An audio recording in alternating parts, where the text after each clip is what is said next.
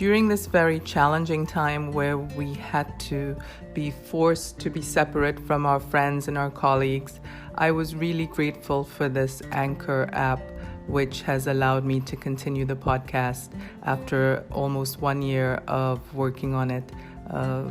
It's free. You simply go to anchor.fm and download the app. And there you'll find all the tools that you need to record and edit your podcast, as well as to invite people onto your podcast through the app.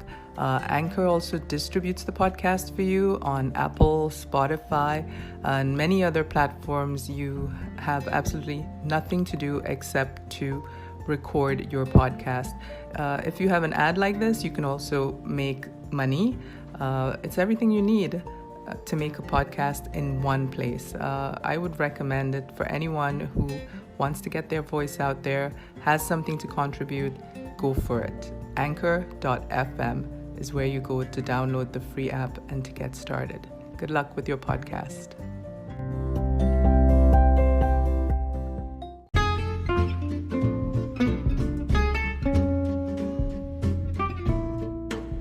Welcome to another episode of the Bees and Honey podcast. Today we'll be speaking with Lowell Boyers, who is an American artist. Generally he's painting, but he's done a lot of other really hands-on creative work with people in New York City and across the USA. I think you'll be very interested to hear about his point of view on the current art world and what's happening in America. Thank you for joining us. Hi, Lowell. How are you? Very well. Very well. How are you? I'm good. Thanks for making some time for us. And thanks for bearing with our little technological glitches, which, happen long distance. It's no problem in the least. I'm glad we're connected now. This is Yeah. good. Yes. So tell me what you're working on. Now that we got over. Yeah, I am. I'm working on this series of paintings that I'm loosely calling innerscape paintings, or inscapes, and it's kind of been a process was born from, really almost the very beginning. Even when I was very young, they're kind of like the landscapes of the inside and the outside, kind of in some alchemical fusion. And in a funny way, I feel like it's fun to, talk about this, but I've been reflecting in anticipation of talking to you. But, really, in a funny way, ever since I started, I was very interested in this kind of, initially I thought of it as psychology, this idea of just being a kind of existential being. And, when I was super young, I was, 13 years old. And when I first thought I would be an artist, and I was obsessed with all these kind of angst-ridden drawings of Egon Schiele and all these Viennese secessionists and what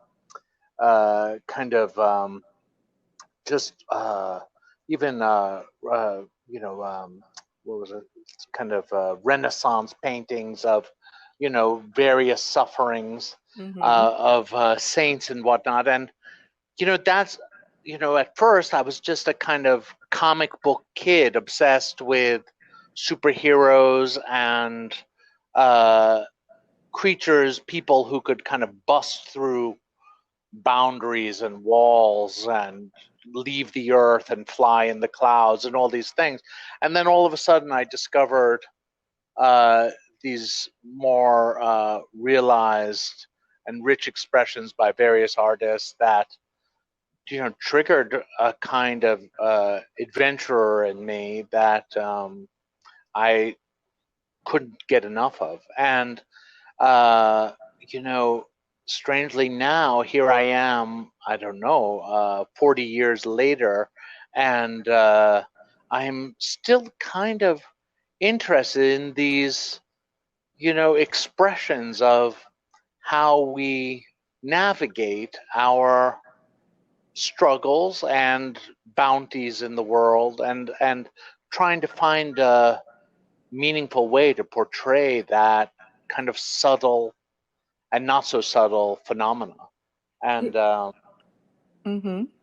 yeah, so Well, I was anyway, thinking when you talked about the superhumans, I remember seeing some work of yours in the past where the people, the characters, the figurative guys were sort of flying through the air. So I guess that yeah, at the time yeah, it meant like their spiritual journey, but I see now it came out of also those superheroes and the qualities.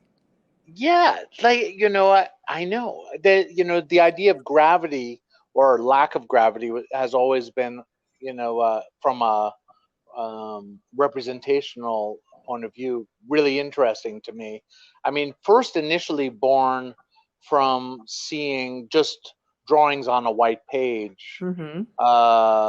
just floating in the fertile ground of the page.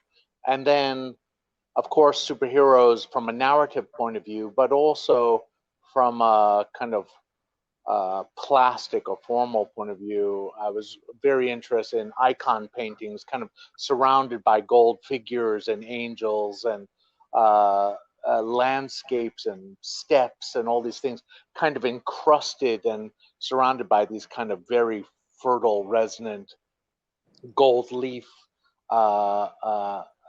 surfaces. And now, as an adult, loving Japanese screen painting in Mm-hmm. particular has been something that's been very rewarding, finding a kind of kinship in that. Um, but the those figures are there for me. They are like superheroes, kind of trying to establish or acknowledge their own inner liberty. Mm-hmm. And I remember we were talking or exchanging some notes about, where these figures came from, and you had kind of alluded to some kind of Native American Yes. something, which is that's so interesting. I think of them, a lot of the figurative works as kind of everymen, all Mm-hmm. races, all, and even sometimes nebulous in terms of their gender. I mean, Mm-hmm. m- mostly they're men, and I mean, I've done a lot of men, but I've also done a ton of female images as well. But I like the idea of them being kind of a little, at times, a little nebulous, Ambiguous, just yes. and ambiguous. Um, yeah, And I and think, go ahead, go ahead. no, you go, you go. What No, were you gonna I say? mean, finish your thought and then I will bring this up. Yeah.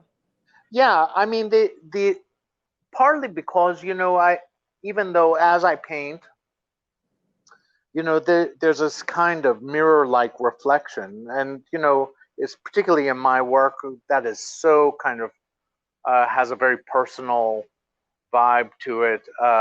It and in many ways has an autobiographical flair. It's really the heart and essence, at least I believe, the artist's practice is to be to create a tool for communication and identification or association, not in a illustrated way, not the way someone writes an article, but to kind of suggest textures that the viewer can see themselves in, or see their own phenomena in.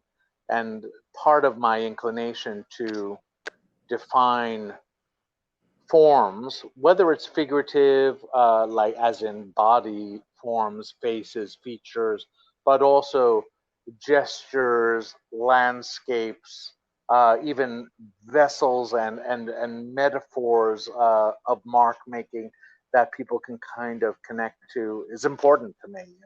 Yes, yes. And you mentioned the Eastern stuff, and at the beginning, you described the new body of work as capturing the inner scapes and the outer scapes. It reminds me a little bit of the other work you do in, I guess, the sort of center that you had attached to your studio, with your former partner, where you did Yes. meditation and body work. Maybe you could talk a little bit about that. Yeah, I'd be happy to. I mean, to you know, the thing that I always I always have believed is that the kind of creative imagination or creative spirit is something that belongs to everyone, Hmm. and not just artists, and that it can be manifested in countless ways. And my former partner, and we're divorced now, but she was also an artist, and we just naturally wanted everything. We had this loft that was, an old school New York loft that had been a manufacturing floor and building. But for the longest time, it was huge. And we just were able to, whatever we wanted to, we had a business that was a kind of, that it was a strength and healing therapy business. And uh, we're both practicing Buddhists. So we had teachers, great lamas from all over the world coming to teach at our space. And we had dancers rehearsing and choreographing in the space. And we did charity events. And the part about it, and of course, we also had lots of dinners, which I think you even came Yes, to a a couple. few of them. Yeah. Yeah, these kind of forums, Hmm. occasions where we could just sit around and talk about politics and art, and Right. in a way that was really open, and broke away from the kind of what do you call diatribe of the moment that we're all suffering through. Everybody's just repeating what they're reading, essentially, Jesus Christ. and Yeah, regurgitating, yeah, yeah, yeah, yeah, yeah. and it's very different when you sit around the table and, Hmm. clinking a glass and eating good food and feeling a kind of trust and intimacy Community. to and community that Hmm. is essential. And that is what we built. And I think, you know, I know you feel this, but I think art, art and all kinds of actions can be magnetizing in that way. It can create community, and it can soften boundaries that we project up on our own lives. I mean, each of us has our own kind of boundary perception again and again. We're constantly asserting it to make sense of our lives, and intellectually, emotionally, financially, whatever. Yeah. But you know, when those barriers soften, especially when we're really open our heart to that, I think we have this opportunity for seeing the world more openly and freshly. And a good work of art, or for that matter, a good experience, creative experience, where um, good heart can enter into it, can just transform the way we see the world forever. Yes. Just in the moment, but literally alter it. You Yes. know. Yes. So when did you first realize this path that you were on? I mean, not just the artistic path about creating artworks, but also this Buddhist path. Yeah. I the my Buddhist path is now 16 or 17 years uh, ago.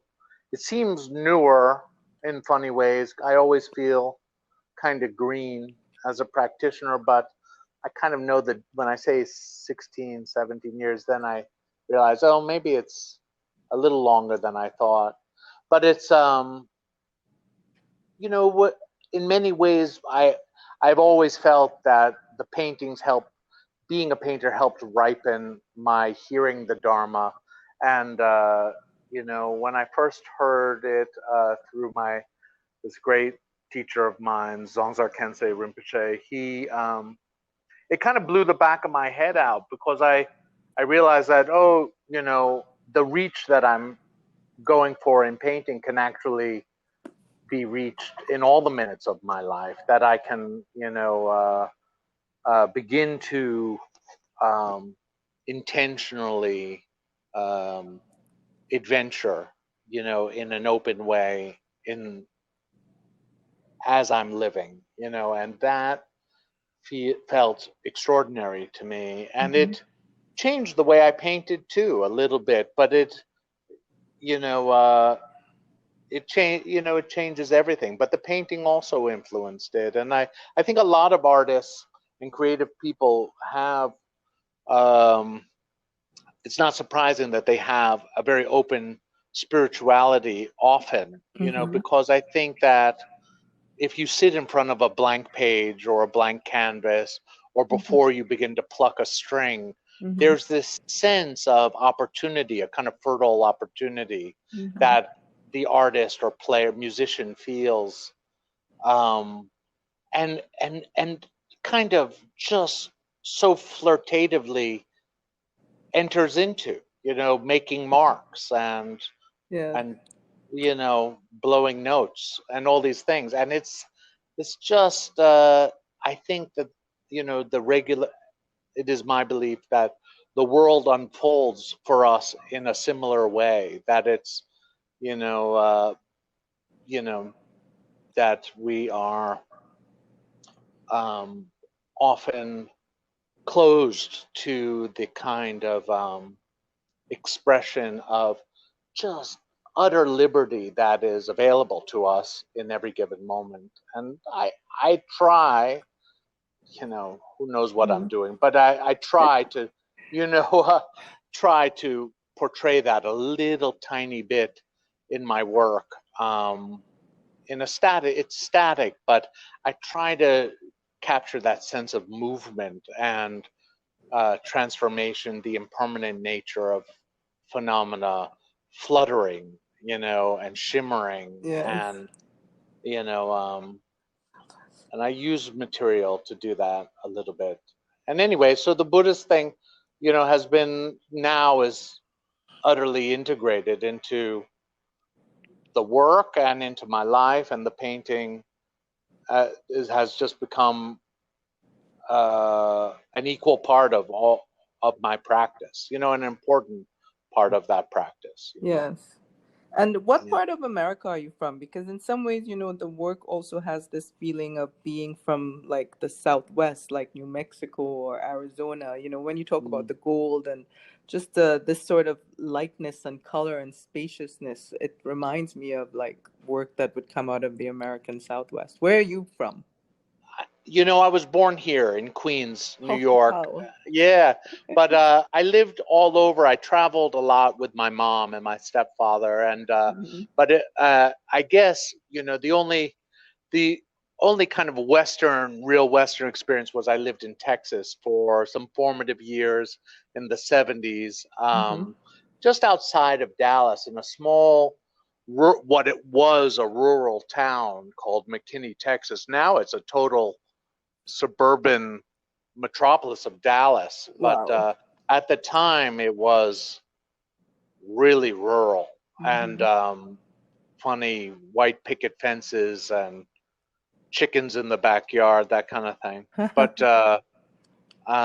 and then I lived in Western Pennsylvania for some Hmm. time, and Hmm. um, you know, I think I don't know exactly where the color comes from. I've reflected on a little bit, just partly because I've always been really drawn to kind of German poetry and poetic arts and whatnot, and Hmm. Vietnamese.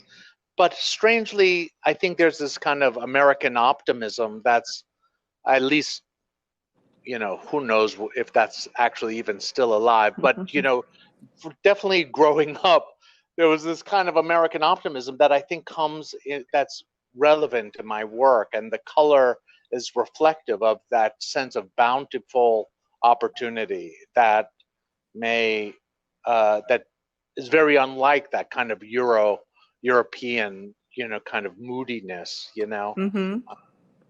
and in a funny way, yeah, I think that if we're, if there's an American vibe there in that way, I think that's where it's born from. This sense of a kind of sense of optimism, Yeah. that, that I just kind of naturally, I think I have. I think I was kind of born with it. It was encouraged too. It was encouraged. Mm-hmm. I grew up in my parents were both from New York, but they were very deeply involved with the civil rights movement. They Mm-hmm. believed in optimistic change and that hardship could always be turned into something else. And, I've always liked that, playing with that union between something that, like a rose, having thorns, but also these fragrant flowers, this kind of challenge of both being alive and well, Yes, yes. if that makes sense. Well, it Yeah. makes complete sense. I was having a conversation with the assistant director to some big budget films, and she was telling me about a story of on the set where they had just seen a home of abject poverty, and two of the guys who were helping out on the set were like, "Yeah, America's just the greatest country in the world," blah blah. And she's originally from Canada, and she said, "Guys, do you realize how silly you sound? I mean, just look outside the trailer window because they have one of these mobiles that they work out of." She's like, "Look all around you. What is there to be Yeah. optimistic about?" But Yeah. I guess Americans are able to create this optimism out of I self-evident mean, misery. I think that there's something there. At least there was an ethic alive and well in that. I mean, I think now we realize that some of that, not to get too political, but I mean, Mm-hmm. I think that there was a veil pulled over our heads, a lot of our, to try and keep us in this ideal of this American optimism, even when many of our people were being crushed under certain kind of power interests. And I think we're beginning to pull the veil off, but deep down, we are fundamentally still uh, committed and promised to change, and I Right. think that is a precious thing. That You're is a right. really, You're right. you know, Well, tell us about the work again. Like, what are you going to be doing in the next few? I mean, nobody knows what's really happening the next few months or so, but what are yeah, your right, grand plans or general plans for the next, let's say, yeah, 6 months? yeah. Well, I had a show that was supposed to be exhibited with Anderson Contemporary down here in New York City, down on Maiden Lane. This very big open air gallery. And that was canceled due to COVID in May. Mm-hmm. And so um, that was postponed, and now we're talking about possibly opening it again in late September. So I'm loosely hoping that Mm-hmm. this work will actually be mounted, and then we're going to have a series of many limited viewings, social distance viewings.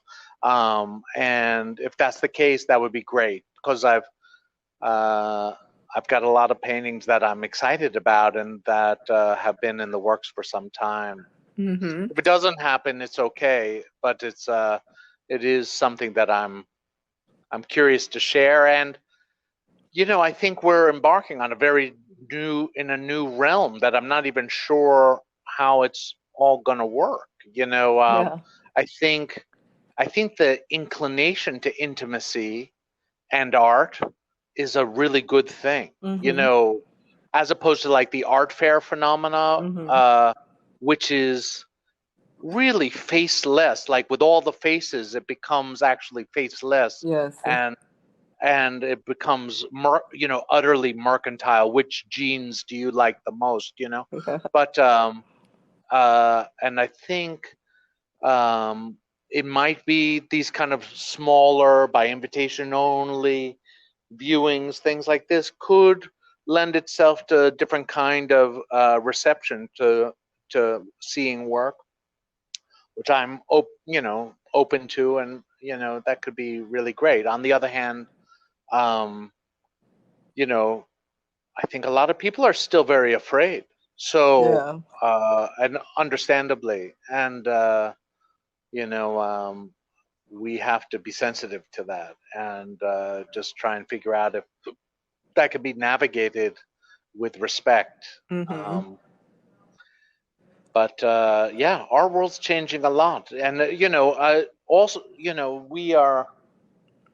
I'm wondering about galleries and all that other. I mean, of course, the museums will eventually get it together, but galleries are challenged by real estate and the price of real estate and all of that, and unless the city does something to help them out, we'll have to be more adventurous in the way that gallerists are, and galleries and artists are going to have to be more adventurous in the way that they exhibit work. Remember in the late 80s we had all these kind of cool pop-up spaces, and Mm-hmm. like maybe people will just start doing that. There's plenty of empty space boarded up, and maybe people will just take on a different kind of approach so that they don't have to have the total overhead, for I really wonder, Well, that's you the know. hope. I mean, that's the hope for New York that, okay, right now things to be on a down spiral, but perhaps there'll be this renaissance in the creative areas again. I mean, to tell you the truth, I've been speaking with some people about the real estate on the ground floors, like you just mentioned. And, Yeah, we didn't have much hope. We were like these greedy landlords, they rather keep it empty and have a tax write-off than put exactly. something risky in there. Yeah, That's the sad truth. that's the sad truth, and that can be changed. Like the thing is that Set a vacancy tax. Change the yeah, tax laws to yeah, just incentivize them. changes. Yeah, Exactly. Just say, hey, listen, you can only deduct what you had previously right. as a rent, possibly, Hmm. instead of like in doubling the rent or increasing it by 25% or whatever. Just Yeah, say, yeah, a vacancy law is great. I yeah, love that yeah. vacancy.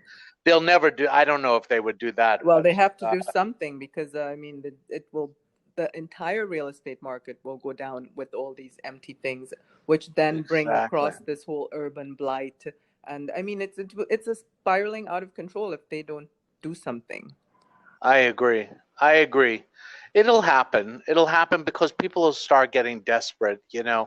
But there's somebody's going to have to stand up to the real estate lobby, commercial real estate lobby, and I don't know if De Blasio's really the one to do it. I don't know. I don't know who's, it has to be from the inside as well. It has to be one of the big real estate guys, one of the big real estate guys who are also into art, of which there are several who I won't name, Yeah, but they can lobby for these things as well. They have the financial might, and at the end of the day, it's in their own interest, which is all that will matter to them at the end of the day, their own yeah, interest.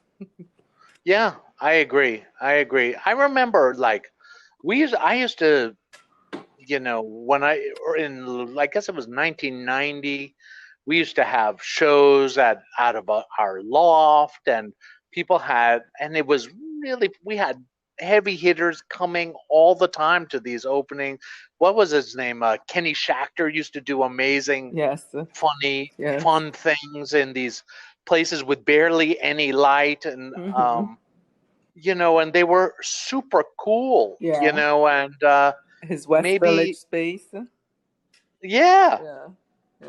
yeah, there were a lot of really adventurous ways that people, figured it out, and you know, finding the right people and the right, like you said, uh, right landlords and all of that. I think will happen. I mean, that's how I first initially got into, and you know, I ended up not doing, I tried to fight my landlord millions of years ago in court, to try and get rent stabilization. So it didn't end well. But in the beginning, which was in 1991, I think, you know, my neighborhood in Chelsea on West 26th Street was utterly vacant. It was just manufacturing and sweatshops and Hispanic cabinetry shops and whatnot, and they were paying the same rents that they had been paying in the late 70s, pretty much. So then a bunch of artists come along, and they're like, "Hey, listen, we want to live here and work here," and they were like, "Okay," and because those huge floors were open, and they had no rent. So it may be a little bit like that, eventually, and we'll see, We'll see. and I had it for 24 years, and it was terrific, and then, real estate got crazy. Then my guy wanted $30,000 a month. A small salary, a beginner salary. So then I'm like, I guess I'm out of here, Yeah. So is there anything else you want to add? Because I think I'm gonna have to end the call soon. That's fine. I think no. The only thing is just that I think I'm glad you're doing this, and I think that the idea of if I come away from this conversation feeling anything is a sense of community that you're helping create, but also that you've brought into my mind again, this sense of the heart of art is to kind of cultivate connection, and I'm really grateful for that opportunity that kind of light that you shined on me, that's really nice. Well, I'm glad that you're still doing work out there, and the creative spirit in New York and in America will pull us through all of this. So thank you. I think it will. Yes. I agree. Well, thank you so much, Yes. Nicolette. Have a great day, and keep me posted about the exhibition, hopefully in September. Yeah, I think it's late September. We're looking at Anderson Contemporary. Perfect. Thank you so much. Okay, take care, Lowell. You too. Talk to you soon. Bye. Bye.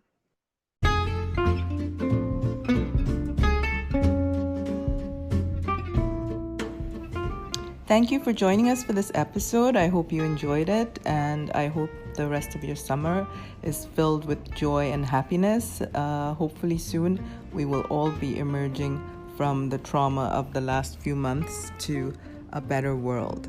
Have a great end of summer.